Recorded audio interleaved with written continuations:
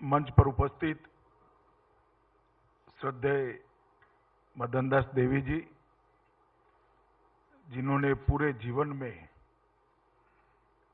हजारों लाखों कार्यकर्ताओं को निर्मित करने का काम किया है और किसी भी प्रकार की इच्छा और अपेक्षा रखे बगैर अब तक का पूरा जीवन भारत माता के चरणों में समर्पित किया है।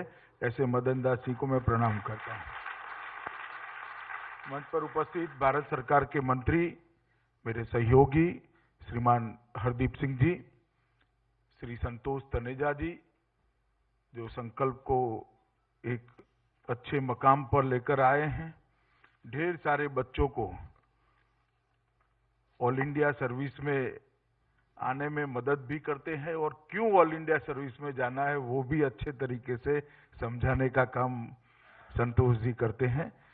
श्री राधेश्याम गुप्ता जी, श्री प्रसन्न कुमार जी और उपस्थित सभी भाइयों और बहनों, सबसे पहले मैं पूर्व सिविल सेवा अधिकारी मंच का धन्यवाद करना चाहता हूं कि 5वीं वार्षिक व्याख्यानमाला में समारोह में मुझे जम्मू कश्मीर और 370 के विषय पर बोलने के लिए आपके सामने निमंत्रित किया है। ये मंच, ये संस्था मेरे लिए कोई बहुत नई नहीं है। संतोष जी का मेरा परिचय उस समय आया जब मैं मेरे जीवन के सबसे कठिन समय से गुजर रहा था। मेरे जीवन में बहुत कठिन समय चल रहा था, तब संतोष जी का परिचय आया और परिचय मुझे मदद करने के हेतु आया। उन्होंने मेरे कठिन समय में कई बार बहुत नाजुक पलों को संभालने में मेरी सहायता की है। ये मैं आज नहीं कहूंगा तो मेरे लिए भी ठीक नहीं रहेगा, मगर संतोष जी कभी इसका जिक्र कहीं पर करते नहीं है। इन्होंने, संतोष जी ने जब ये व्याख्यान माला के लिए मुझे निमंत्रित किया तब मैंने तुरंत हाँ बोला था, क्योंकि बहुत सारी भ्रांतियां और बहुत सारी गलतफहमियां धारा 370 और कश्मीर के बारे में आज भी फैली हुई है। उसका स्पष्ट होना जरूरी है और जितना स्पष्ट कश्मीर की जनता के बीच में होना जरूरी है, इतना स्पष्ट कश्मीर के अलावे के भारत की जनता में भी इसका स्पष्ट होना जरूरी है। इसलिए मैंने उनको तुरंत हाँ बोला और आज आपके सामने उपस्थित हुआ। मित्रों, कश्मीर का इतिहास हम सब लोग जानते हैं, क्योंकि सन 47 से कश्मीर चर्चा का विषय रहा, सन 47 से कश्मीर विवाद का भी विषय रहा, परंतु इतिहास को तोड़कर मरोड़कर लोगों के सामने रखा गया है। कभी सच्ची बात रखी नहीं गई है, क्योंकि जिनकी गलतियां थी उनके जिम्मे ही इतिहास लिखने की जिम्मेदारी आ गई, तो उन्होंने अपनी गलतियों को सील्ड कर जनता के सामने रखने का काम किया है। और मैं मानता हूं समय आ गया है कि इतिहास सच्चा लिखा जाए, इतिहास की जानकारी सच्ची जनता के सामने रखी जाए। देश आजाद हुआ, आजादी के वक्त कांग्रेस पार्टी अंग्रेज सरकार से नेगोशिएशन करती थी, अन्य दल भी थे, मगर मुख्यत्वे कांग्रेस पार्टी आजादी के बारे में गवर्नर जनरल से बातचीत करती थी और उसमें तय हुआ, देश दुनिया भर के आजादी के जितने भी इतिहास, इसमें कभी नहीं हुआ कि आजादी के पूर्ववत स्थिति ला दी जाए, मगर उसमें तय हुआ कि हम भारत को आजाद तो कर देंगे मगर 631 खंडों में करेंगे, क्योंकि पहले 631 रियासतें थी। सिर्फ इंग्लैंड की पार्लियामेंट एक रिजोल्यूशन करके 630 रियासतों को मर्ज कर अखंड भारत हमें एक ताशक पर रखकर दे सकती थी, मगर वो नहीं हुआ। नेगोशिएशन भी नहीं किया, मांग भी नहीं की गई और 630 रियासतों में बटा हुआ भारत आजाद हुआ। सबसे पहले जब देश आजाद होता है तो इसके सामने सुरक्षा के प्रश्न होते हैं, संविधान बनाने के प्रश्न होते हैं, अपनी सिविल सर्विस को, सेवाओं को ठीक ठाक करने के प्रश्न होते हैं, जनता को सच्ची बातें बताने के प्रश्न होते हैं। हमारे सर पर सबसे बड़ा प्रश्न आ गया 630 रियासतों को एक कैसे करना, क्योंकि 630 स्वतंत्र अलग अलग राज्य एक संघ के अंदर समाहित करना और अखंड भारत बनाना, ये हमारे लिए बहुत बड़ा चैलेंज का काम है। और आज मैं बहुत आदर और भाव के साथ देश के प्रथम गृह मंत्री लौह पुरुष सरदार पटेल को प्रणाम कर कर ये बात कहना चाहता हूं कि अगर वो न होते तो ये काम कभी नहीं। जो अल्प जीवन का काल उनका बचा था आजादी के वक्त, उसका क्षण क्षण और अपनी बिगड़ती हुई सेहत की जरा भी चिंता करे बगैर सरदार पटेल ने एक एक क्षण मेहनत कर कर रियासतों को जोड़ने के लिए जान लगा दी। और एक के बाद एक रियासतें उनकी ही कुनेह का परिणाम था, उनकी ही सूझबूझ का परिणाम था, उनकी ही दृढ़ता का परिणाम था कि 630 रियासतें आज एक देश के रूप में दुनिया के अंदर अस्तित्व रखती हैं। करने वालों ने तो कोई कसर नहीं छोड़ा था कि देश बिखर जाए, देश खंड खंड हो जाए, मगर ये चाल को विफल करने का काम सरदार पटेल ने किया और ये 630 रियासतें एक हो गई। हैदराबाद और जूनागढ़ का किस्सा हमें मालूम है। पाकिस्तान के साथ जुड़ने का उन्होंने प्रस्ताव बनाया, जूनागढ़ के अंदर आरजी हुकूमत बनी, सत्याग्रह कर कर जूनागढ़ के नवाब को भागना पड़ा, हैदराबाद के अंदर पुलिस एक्शन लेना पड़ा, सब करा हमने, मगर जूनागढ़ और हैदराबाद भी अंततोगत्वा भारत का हिस्सा बने। 630 रियासतें सरदार पटेल देखते थे, एक रियासत प्रधानमंत्री जी का ऑफिस देखता था और वो जम्मू कश्मीर था। 630 रियासतें को एक करने में कोई दिक्कत नहीं आई। जम्मू कश्मीर को अटूट रूप से, अखंड रूप से भारत के साथ जोड़ने में 5 अगस्त 2019 तक का समय लग गया। एक ही रियासत का काम प्रधानमंत्री जवाहरलाल नेहरू को दिया। और इसके इतिहास में जाना पड़ेगा। 1930 से ही वहां के महाराजा के खिलाफ मुस्लिम कॉन्फ्रेंस एक पार्टी थी जिसको शेख अब्दुल्ला लीड करते थे। उन्होंने एक आंदोलन चलाया कि महाराजा का गवर्नेंस ठीक नहीं है, उनको हटाया जाए या मुस्लिम शासक का अपॉइंटमेंट करा जाए, और ये मुस्लिम कॉन्फ्रेंस का 1930 से आंदोलन चला। मैं इसलिए बताना चाहता हूं कि ये बातें कहीं पर भी सरफेस पर नहीं है। 1930 से चला कि यहां शासक बदलना चाहिए, और यही दुविधा के अंदर महाराजा ने भारत के साथ जुड़ने का प्रस्ताव नहीं स्वीकारा कि हम जैसे ही जुड़ते हैं शेख अब्दुल्ला को शासक बनाएंगे तो हमारा क्या होगा, हमारा तो 30 से 47 तक 17 साल का झगड़ा है। विश्वास नहीं आता था, इसके कारण दुविधा हुई। और बीच में एक काम हुआ, 1930 से जो मुस्लिम कॉन्फ्रेंस चलती थी उसका नाम बदलकर नेशनल कॉन्फ्रेंस कर दिया गया, ताकि एक सेक्युलर फ्रेमवर्क में अलग दृष्टि से देखा जाए। तो मुस्लिम कॉन्फ्रेंस नेशनल कॉन्फ्रेंस के रूप में परिवर्तित हुई, और महाराजा थोड़े इधर उधर करते थे कि भाई हमारा तो स्वतंत्र राज्य रहेगा, मगर 20 अक्टूबर 1947 को पाकिस्तानी सेना और कबीलाइयों ने मिलकर जम्मू कश्मीर पर हमला कर दिया और तेजी से वो श्रीनगर की ओर बढ़ने लगे, बहुत तेजी से बढ़ने लगे। कोई रक्षण की व्यवस्था नहीं थी, महाराजा की छोटी मोटी अनट्रेन्ड सेना थी जिसका कोई अस्तित्व नहीं था, और उस ओर से ब्रिटिश सेना और कबीलाई इकट्ठा मिलकर आक्रमण कर रहे थे। और 26 अक्टूबर को अंततोगत्वा महाराजा की ओर से पत्र भारत के गवर्नर जनरल को भेजा गया कि हम विलय के लिए तैयार है, भारतीय संघ के साथ जुड़ने के लिए तैयार है।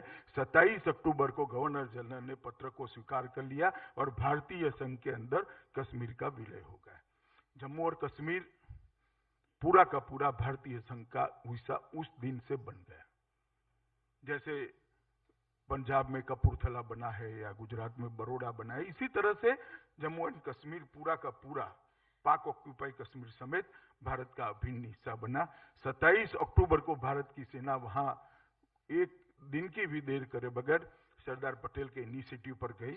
ये प्रक्रिया चल रही थी, उसी वक्त सेना को रवाना कर दिया गया था जब वहां उतरे, लड़ना शुरू किया। एक के बाद एक इलाकों पर सेना विजय करती गई, खदेड़ते गए। पाक घुसपैठियों को भी खसेड़ा, पाकिस्तानी सेना को भी खसेड़ा, और जब हम निर्णायक स्थिति में युद्ध जीतने की स्थिति में थे, अभी बहुत बड़ा हिस्सा जिसको आज हम पाक ऑक्यूपाई कश्मीर के रूप में जानते हैं, वो पाकिस्तान की सेना के कब्जे में था। हम युद्ध जीत रहे थे, कोई दबाव नहीं था, सेना का हौसला बुलंद था, पूरी देश की जनता सेना के साथ थी, हम विजयी हो रहे थे, कोई बहुत बड़ी कुर्बानियां भी नहीं देनी पड़ती थी। मगर अचानक ही युद्ध विराम घोषित कर दिया, और जब युद्ध विराम घोषित किया तो अपने आप दो खेमे पड़ गए। पाकिस्तान का सेना के हिस्से में एक बड़ा हिस्सा हमारा रह गया, और वहीं से पाक ऑक्यूपाई कश्मीर बना। मैं संसद में बार बार कांग्रेस के मित्रों को पूछता था कि भाई, आप तो जवाहरलाल जी आपके नेता थे, मैंने ढेर सारी कश्मीर के विशेषज्ञों को पूछा है, सब धारा 370 के बाद की ही बात करते, मुझे कोई जरा बता दे, कोई बता दे कि जब अपनी सेना जीत रही थी हमने युद्ध विराम क्यों किया, क्या जरूरत थी युद्ध विराम करने की, और अगर न करते तो क्या होता। न करते तो ये होता कि पूरा का पूरा जम्मू कश्मीर आज भारत का अभिन्न हिस्सा होता और पाक ऑक्यूपाई कश्मीर का कोई अस्तित्व नहीं। मगर इस बात को कभी भी देश के अंदर चर्चा में नहीं लाया गया कि असमय कसमय युद्ध विराम क्यों किया गया, क्या मजबूरी थी। मगर युद्ध विराम हुआ, वास्तविकता बनी, और उसके बाद यूएन के अंदर 1 जनवरी 1948 में गए। यूएन के अंदर जाने का निर्णय भी प्रधानमंत्री जवाहरलाल जी का व्यक्तिगत निर्णय था, और मैं मानता हूं एक हिमालयन मिस्टेक थी, हिमालय से भी बड़ी गलती थी यूएन में जाना। ये दो देशों के बीच का मसला था, और यूएन में जाने के लिए चार्टर का भी गलत सिलेक्शन किया गया। चार्टर 35 में गए, जो विवादित क्षेत्र के लिए बना है। 51 में जाते तो हमारे भूमि के हिस्से को, देश की भूमि के हिस्से को इन्होंने कब्जाया है, इसी चार्टर के तहत जाते तो आज झगड़ा ये न होता कि इसकी मालिकी कौन सी। जो प्लेबिसाइट की बात आई वो इसी से आई है, क्योंकि हम विवाद वाले चार्टर 35 में गए, और ये भी एक दूसरी बहुत बड़ी गलती की जिसे आज तक हमें परेशानी झेलनी पड़ी। और मित्रों, उसके बाद में दुर्भाग्य से सरदार पटेल का देह नहीं रहा। 15 दिसंबर 1950 को सरदार पटेल का निधन हो गया, और वहीं से शुरू होती है ये कहानी। 1952 में दिल्ली समझौता हुआ, जिसमें दिल्ली समझौते के तहत धारा 35A के बीज बोए गए। 35 और 370 के जो स्वरूप था, अस्थायी स्वरूप था, उसको परमानेंट करने के लिए समझौते के अंदर काफी सारी चीजें डाल दी गई, और ये जो 52 का समझौता हुआ, इसने इतने सालों तक जम्मू कश्मीर को भारत का अभिन्न हिस्सा नहीं देना पड़ा। कांग्रेस के विपक्ष के नेता मुझे संसद में बताते थे कि आज भी जम्मू कश्मीर भारत का अभिन्न हिस्सा है। मेरे को भाई है, हम भी कहते हैं, मगर बोलना क्यों पड़ता है? क्यों नहीं बोलते कर्नाटक भारत का अभिन्न हिस्सा है? क्यों नहीं बोलते बंगाल भारत का अभिन्न हिस्सा है, गुजरात भारत का अभिन्न हिस्सा है, दिल्ली भारत का अभिन्न हिस्सा है? क्योंकि 370 ने अभिन्नता के अंदर कोई कसर छोड़ कर रखी है, इसलिए हमें बोलना पड़ता है। बार बार भारत का हर बच्चा बोलता है कि जम्मू कश्मीर भारत का अभिन्न अंग है। वही बताता है कि कहीं पर कोई गलती हुई है, और ये गलती और कुछ नहीं, धारा 370 है। धारा 370 ने विचित्र प्रकार के कई प्रावधान, कई विशेषाधिकार दिए, जिसने ना जम्मू कश्मीर का भला होने वाला था, ना देश की एकता और अखंडता का भला होने वाला था, ना घाटी के जनता का भला होने वाला था। मगर एक प्रकार के अपप्रचार के कारण चला। कहीं भी पर भी दुनिया में कोई देश में ऐसा नहीं होगा कि 2 झंडे हो, कहीं पर भी ऐसा नहीं होगा 2 संविधान हो, कहीं पर भी ऐसा नहीं होगा कि एक देश के अंदर 2 प्रधानमंत्री हो। और भारतीय जनसंघ ने उस वक्त इसका विरोध करने की शुरुआत की है। हम तो नई पार्टी थे, बने थे, हमारी स्वीकृति भी नहीं आई थी, मगर हमने एक प्रस्ताव पारित किया और कहा कि इस स्थिति को हम स्वीकार नहीं करते हैं, न भारत की जनता ने इसको स्वीकार करना चाहिए, इसका पुरजोर विरोध करना चाहिए। आज जो लोग हम पर आरोप लगाते हैं कि हमारा राजनीतिक स्टैंड है, मैं इनको स्पष्ट कहना चाहता हूं, ये हमारा स्टैंड तब से है जब से मेरी पार्टी बनी है। ये हमारा राजनीतिक स्टैंड नहीं है, ये हमारी मान्यता है।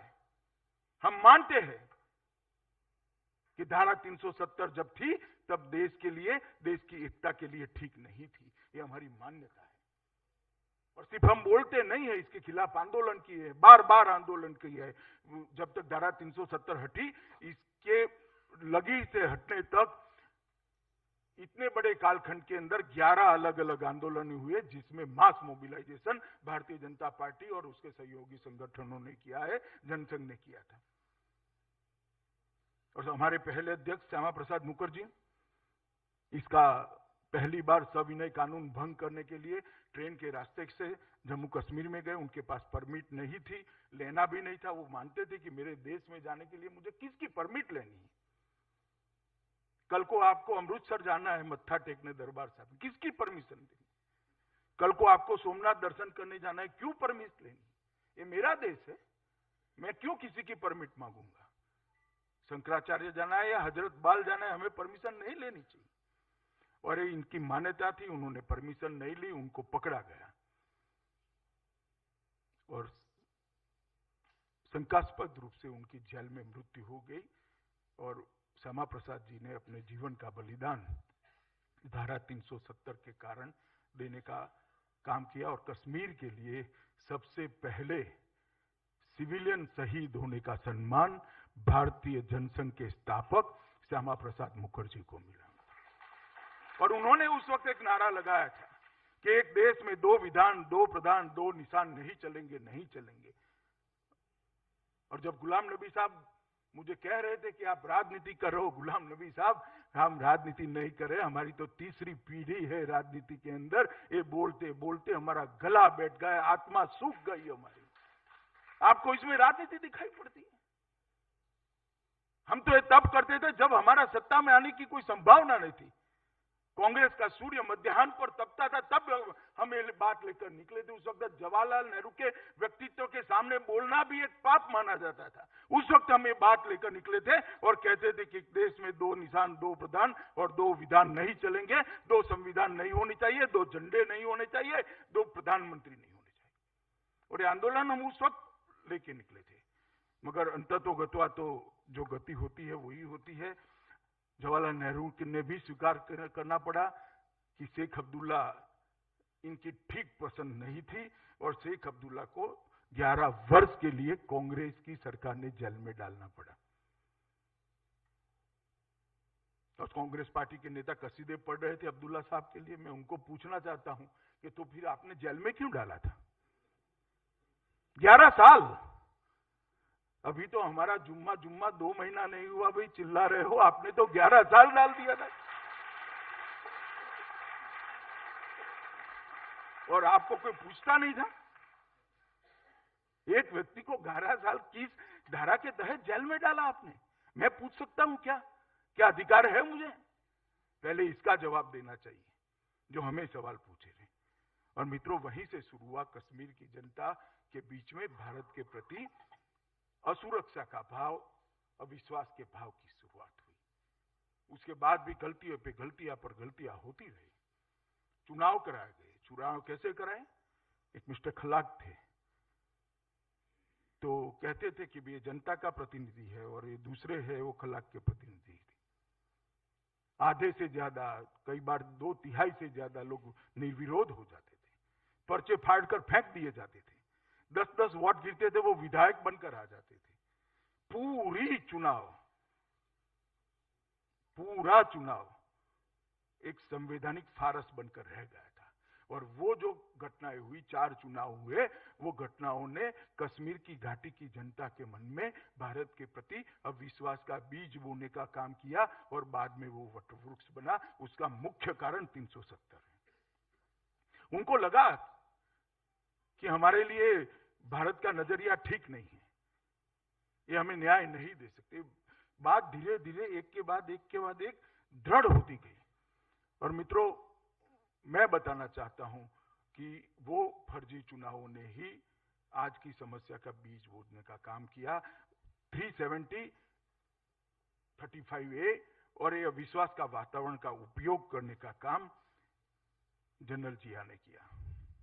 ऑपरेशन टोपाक की शुरुआत हुई, प्रच्छन्न युद्ध की शुरुआत हुई, अलगाववाद का विचार प्रचार साहित्य के द्वारा मैसेंजर भेजकर, अलगाववादियों को भेजकर फैलाना शुरू हुआ। धीरे धीरे धीरे घाटी का माहौल बिगड़ता गया, गर्म होता गया और सरकारें मुख्य प्रेक्षक बनकर बैठी रही और एक दौर चालू हुआ आतंकवाद का, जिसने अब तक 41,800 लोग मारे गए हैं। 41,000। ह्यूमन राइट के सवाल उठाने वालों को मैं पूछना चाहता हूं, 41,800 लोग मारे गए हैं, इनकी विधवाओं के ह्यूमन राइट की कभी आपने चिंता की है? इनके यतीम बच्चों के ह्यूमन राइट की कभी आपने चिंता की है क्या? टेलीफोन की सेवाएं नहीं मिलती है, वो ह्यूमन राइट लगता है? 41,800 लोग मारे गए, इनके यतीम बच्चों का कोई ह्यूमन राइट नहीं, इनकी विधवाओं का कोई ह्यूमन राइट नहीं। सेना का जवान चाहे केरल का हो, चाहे गुजरात का हो, चाहे बंगाल का हो, यूपी बिहार का हो, वहां देश के लिए शहीद हो गए। सीआरपीएफ के जवान, अर्धसैनिक बलों के जवान मारे गए, उनके बच्चों का, उनके परिवारों का कोई ह्यूमन राइट नहीं। धारा 370 ने जो एक स्पेशल स्टेटस का हवा वहां की जनता के मन में डाला था, इसका उपयोग कर कर धीरे धीरे हुर्रियत बनी, अलग अलग संगठन बने और कश्मीर के अंदर एक ऐसा माहौल हो गया कि हमें स्पेशल स्टेटस चाहिए। आगे चलते चलते आजादी में तब्दील हुआ और आतंकवाद कश्मीर के अंदर फैल गए। 41,000 लोग इसके अंदर मारे गए और इतने सारे लोग बोलते हैं। मैं उनको पूछना चाहता हूं कि आप ह्यूमन राइट की बात कर रहे हो, सूफी संतों की बड़ी परंपरा कश्मीर के अंदर थी, पूरे के पूरा सूफी संप्रदाय उखाड़ कर फेंक दिया। उस वक्त कहां थे ह्यूमन राइट के चैंपियन? लाखों हजारों कश्मीरी पंडित दर दर आज भी अपने देश के अंदर निर्वासित होकर भटक रहे हैं, उनके ह्यूमन राइट की चिंता नहीं है आपको? कौन जिम्मेदार है इस स्थिति के लिए? किसको जवाब देना है इस स्थिति का? और ये सवाल कभी भी देश में उठाए नहीं गए, जो उठाते थे उनको दरकिनार किया गया। मगर मैं आज कहना चाहता हूं कि धारा 370 हटने के बाद थोड़े ही समय में कश्मीर पूर्ववत स्थिति में आएगा और हम आराम से देख सकेंगे कि कश्मीर ये देश की तरह हमारा है। और ये कश्मीर, इन्होंने कहा कि कश्मीर इसलिए 370 इसलिए है कश्मीरियत की हमें रक्षा करनी है। मैं पूछना चाहता हूं, इस देश के अंदर 35 संवैधानिक इकाइयां हैं, हर एक की अलग अलग संस्कृति है, कई भाषाएं, कई बोलियां, शायद दुनिया में सबसे ज्यादा भाषाएं और बोलियां हमारे देश के अंदर है। गुजरात में 370 नहीं है, गुजराती समाप्त हो गई क्या? गुजरात का गरबा समाप्त हो गया क्या? बंगाल के अंदर 370 नहीं, वहां दुर्गा पूजा नहीं होगी क्या?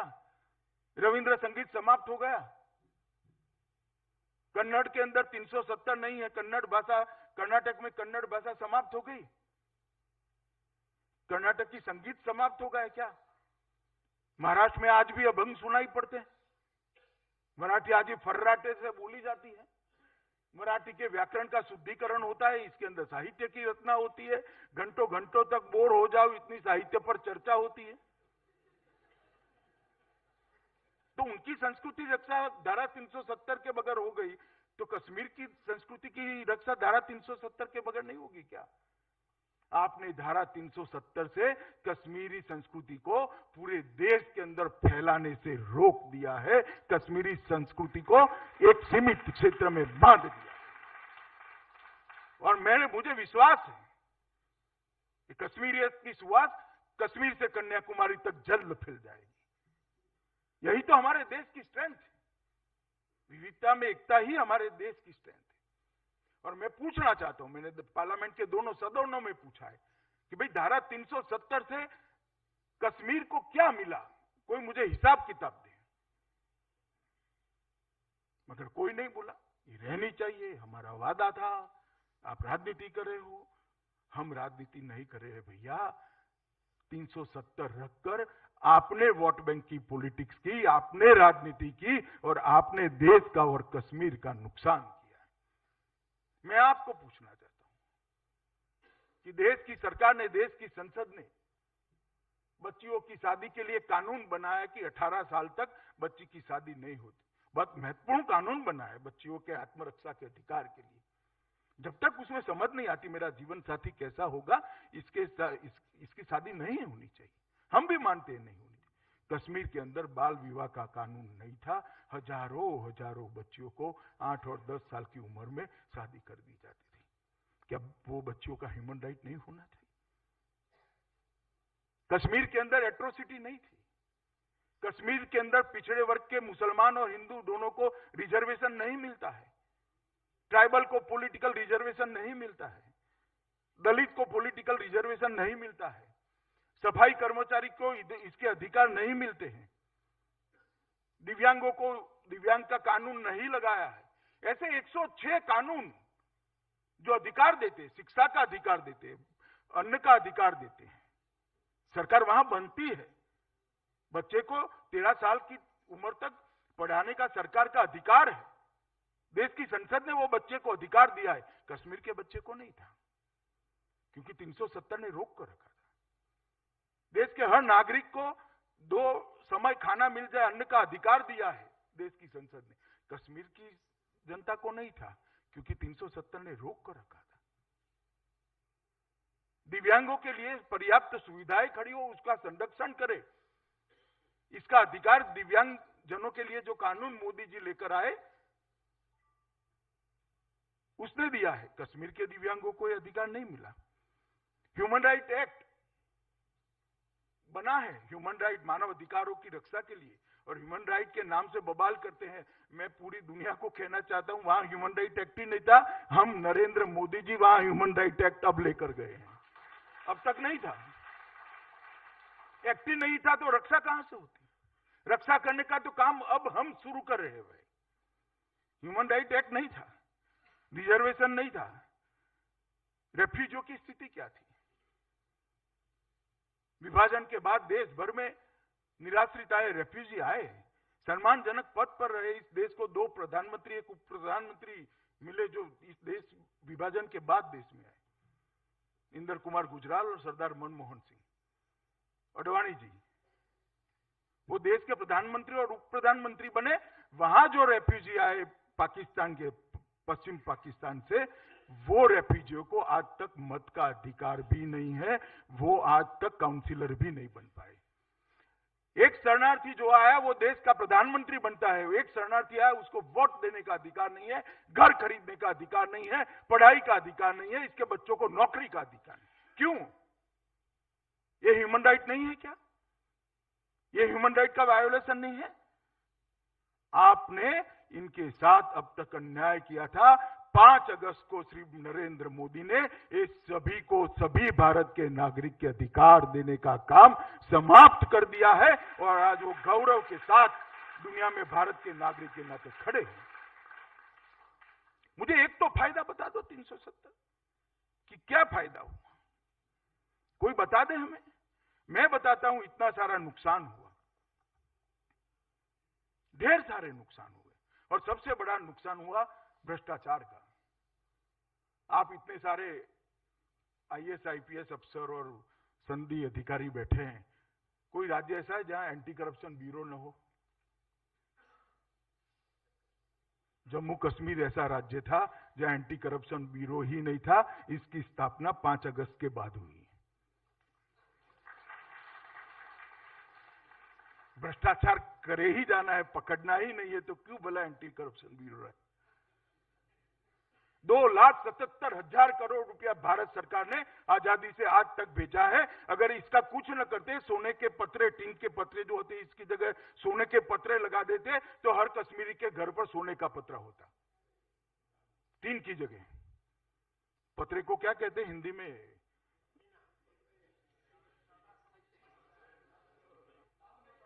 सबके घर पर होता। 2,77,000 करोड़ रुपया कहां गया? किसी के घर में बिजली नहीं पहुंची, गैस नहीं पहुंचा, पानी नहीं पहुंचा, तो पैसा कहां गया? कौन खा गया? जो 3 परिवार 370 की वकीलात करते हैं, उन्होंने कश्मीर को लूटने का काम किया, भ्रष्टाचार करने का काम किया और 370 की शील्ड में किया। 370 के आवरण के अंदर पूरी राजनीतिक प्रक्रिया को दूषित की, पूरी राजनीतिक प्रक्रिया को भ्रष्ट करने का काम किया। और जो पैसा गरीब कश्मीरी के विकास के लिए जाता था, वो पैसे को भ्रष्टाचारी हजम कर गए, जिसका कोई हिसाब किताब नहीं था। और आते लोग अभी जो विरोध करे, ठंड में भी जिनको पसीना आता है, उसका कारण एसीबी की जांच है। मैंने कभी 3 पीढ़ी तक जिनके चेहरे पर पसीने नहीं देखे हैं, संसद के वातानुकूलित हॉल के अंदर में उनके चेहरे पर पसीना देखता हूं।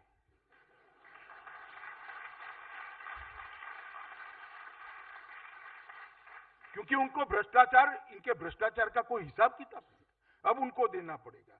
और ये पूरा कश्मीर का विकास जो अटक गया था, उसका मूल कारण धारा 370। इतने सारे सूखे लोग यहां बैठे हैं, मैं आपको बताता हूं, आपके बेटे को या आपका परिवारजन को कोई फैक्ट्री डालनी है, बड़ा उद्योग डालना है, एक अस्पताल डालनी है, कोई शैक्षिक संस्थान खोलना है, मेडिकल कॉलेज डालनी है, इंजीनियरिंग कॉलेज डालनी है, मैनेजमेंट का स्कूल डालना है, तो भूमि आपके पास नहीं होगी तो आप डालोगे क्या? डालोगे क्या? लीज भी है तो 100 साल की मांगते हैं। सरकार भूमि लीज पर भी देगी तो 100 साल की मांगते हैं। वहां भूमि खरीदने का किसी को अधिकार ही नहीं था। वहां विकास पहुंचा नहीं, आपने वहां की जनता को डेवलप होने नहीं दिया। डेवलप करने के लिए बाहर से जो आने थे, उनको 370 के कारण रोक लिया। कश्मीर के बच्चों को अच्छी मेडिकल कॉलेज नहीं मिली, मैनेजमेंट के स्कूल नहीं मिले, इंजीनियरिंग कॉलेज नहीं मिली, अच्छी अस्पतालें नहीं मिली, कोई बड़े उद्योग वहां नहीं गए। कैसे जाते? आपने रोक लगा कर रखी। मैं आपको बताना चाहता हूं कि अब नरेंद्र मोदी जी ने 370 को हटाया है। आप मेरी बात देखना, 5-7 साल के अंदर कश्मीर देश का सबसे विकसित राज्य बनने के लिए आगे बढ़ जाएगा। टूरिज्म की अपार संभावनाएं पड़ी। दुनिया भर में सबसे अच्छा कुदरती सौंदर्य ईश्वर ने अगर कोई एक भूखंड पर दिया है तो कश्मीर के अंदर अपार संभावना है टूरिज्म की। मगर अच्छे होटल नहीं थे, अच्छे खाने पीने की, रहने की व्यवस्था नहीं थी, कौन जाएगा भला? अब ये सारी टूरिज्म की एक्टिविटी को भी बढ़ावा मिलेगा, इंडस्ट्रियलाइजेशन भी होगा, अच्छी हेल्थ सुविधाएं भी पहुंचेगी, अच्छी शिक्षा सुविधाएं भी पहुंचेगी और कश्मीरी बच्चों को एक प्लेटफॉर्म मिलेगा जिस पर खड़ा होकर वो विश्व के युवा की आंख में आंख डालकर स्पर्धा कर कर दुनिया भर की संपत्ति को कश्मीर के अंदर ला पाए। ऐसा एक मंच देने का काम देश के नेता और हमारे प्रधानमंत्री नरेंद्र मोदी ने। और क्या सोच क्या है इनकी? मैं जब बिल लेकर खड़ा हुआ, कांग्रेस पार्टी के नेता लोकसभा में बिल के सामने एक टेक्निकल ऑब्जेक्शन दिया। उन्होंने पार्लियामेंट को ये कानून पारित करने का अधिकार है या नहीं है, कॉम्पिटेंसी है या नहीं, ये सवाल खड़ा कर दिया। उन्होंने कहा ये तो भाई यूएन में लंबित है, आप कैसे कानून करोगे? उनको ये मालूम नहीं है कि भारत के संविधान के चैप्टर 1 के अंदर कह दिया गया है कि इसमें उल्लेखित सारे राज्य भारत का अभिन्न अंग है। उसमें 15 नंबर की सूची पर जम्मू और कश्मीर है। वो सूची में जो भूभाग वर्णित किया गया है, इसके पर कानून बनाने के लिए भारत की संसद अधिकृत है और आज का नहीं है। जब से संविधान बना तब से पहली संविधान की सूची के अंदर ही लिखा गया है। और यूएन चार्टर के अंदर 3 शर्तें थी। पहली, सबसे पहले तो सेनाएं विड्रॉ करनी थी पाकिस्तान को।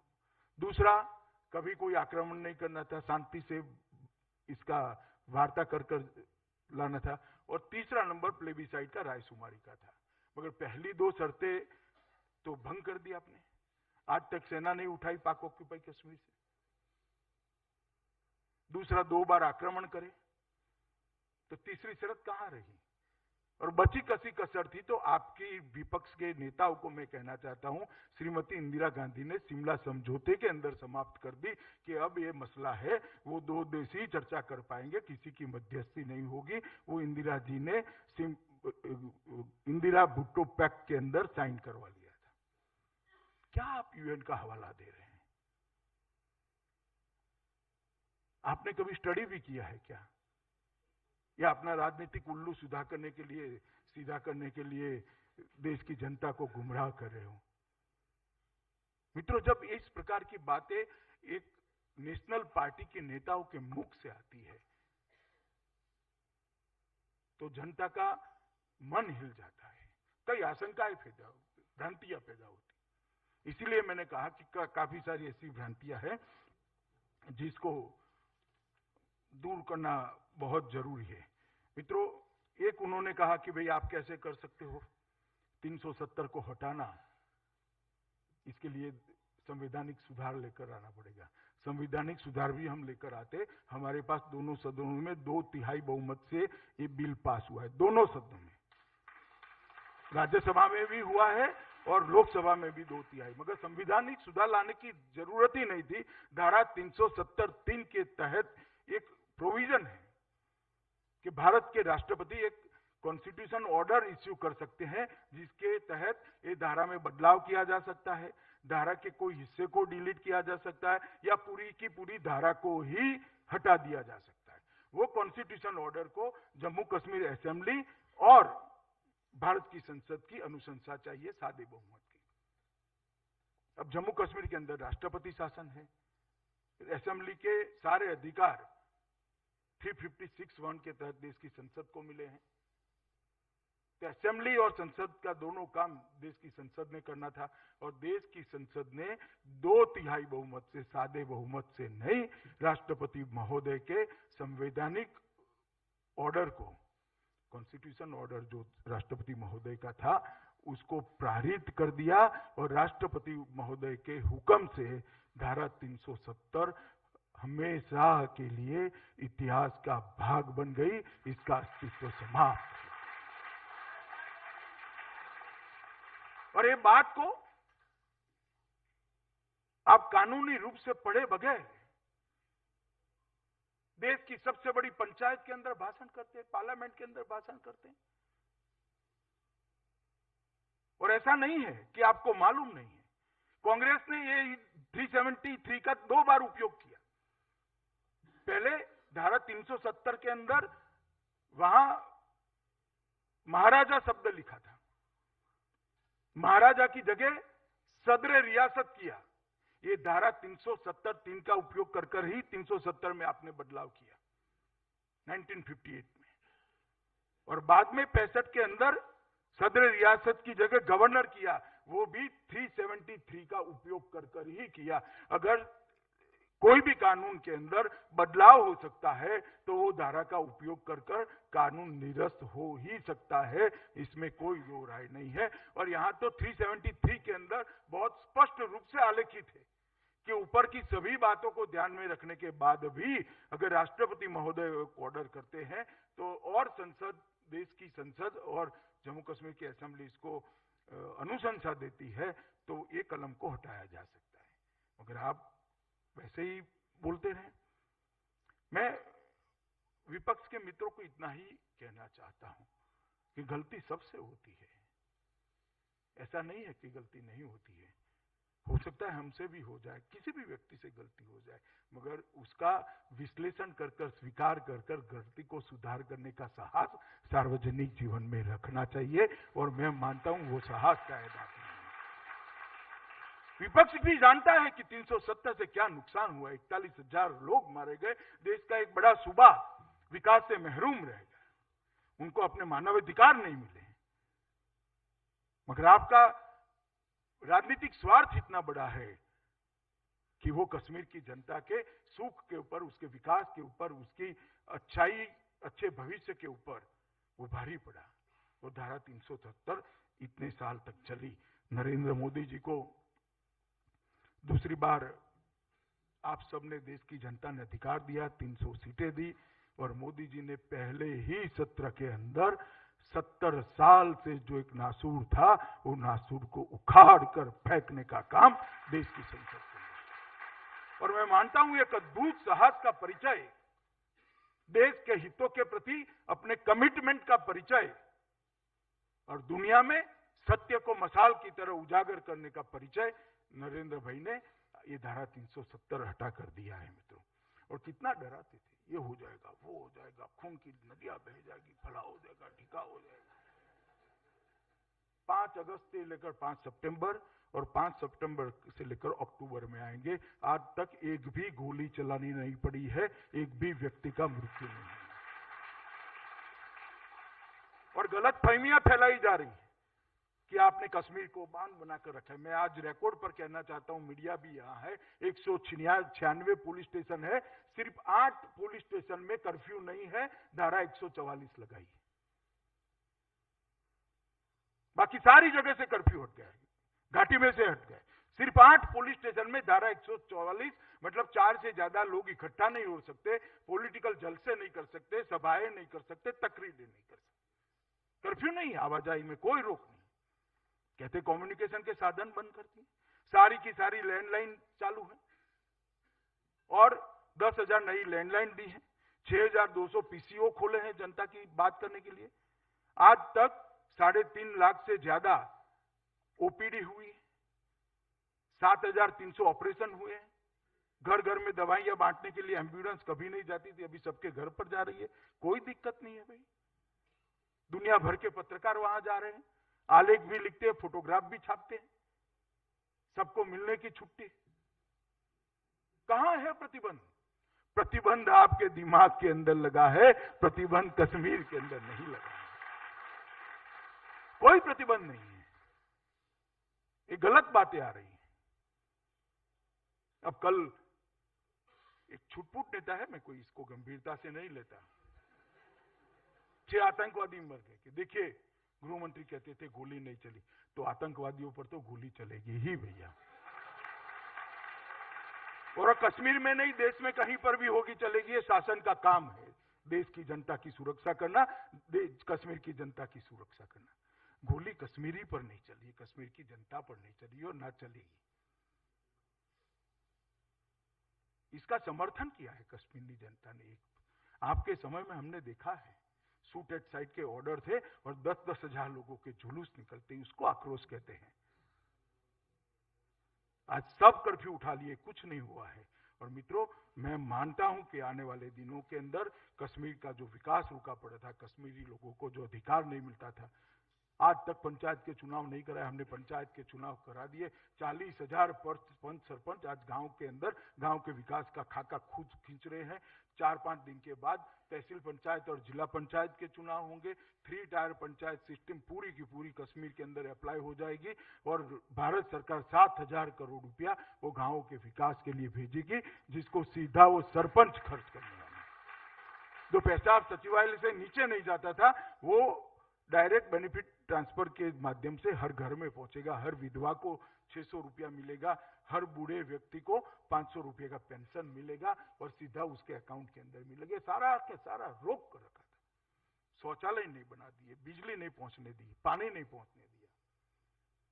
और ये सारा विकास अब होना शुरू होगा, क्योंकि नरेंद्र मोदी जी ने एक रास्ता साफ कर दिया विकास के लिए। भारत की संसद ने जितने भी कानून बनाए थे, वो सारे के सारे कानून आज कश्मीर की जनता के लिए उपलब्ध है, वो उनका अधिकार है और वो अपने अधिकार का प्रयोग कर सकते हैं। ये स्थिति बहुत लंबे समय के बाद आई है और पूरी दुनिया हमारे साथ खड़ी है।